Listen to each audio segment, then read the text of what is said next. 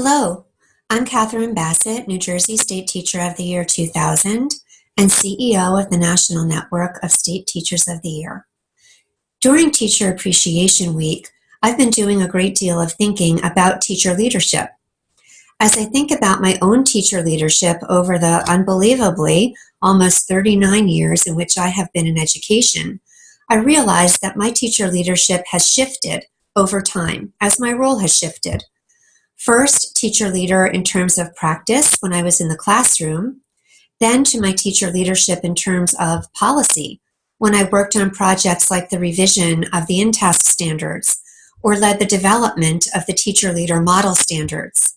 And now in my current role, my teacher leadership focuses primarily on advocacy. In this role, I advocate in two ways, for the profession and for our members.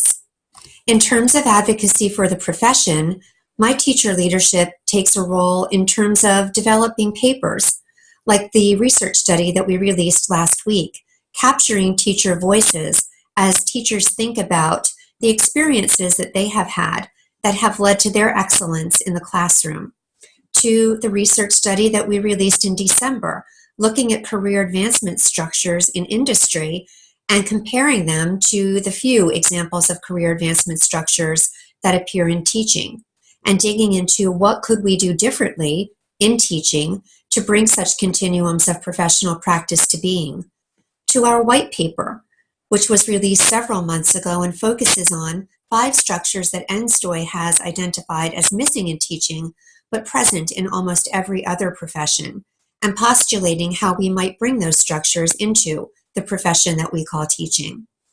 My advocacy for our membership, and for other teachers as well, focuses on looking for vehicles and access for these excellent teachers to use their teacher voices and to showcase their teacher leadership.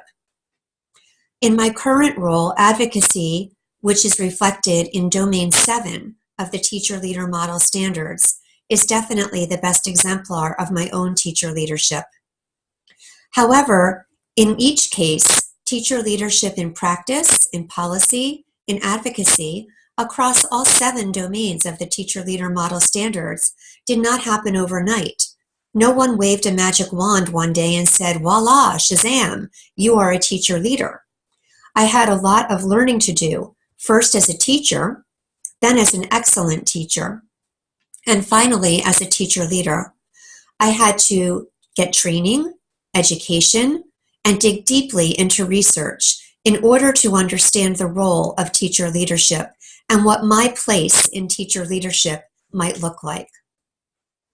During Teacher Appreciation Week, the Board of Directors of NNSTOY and I extend a hearty thank you to every man and woman who has chosen to make teaching your career.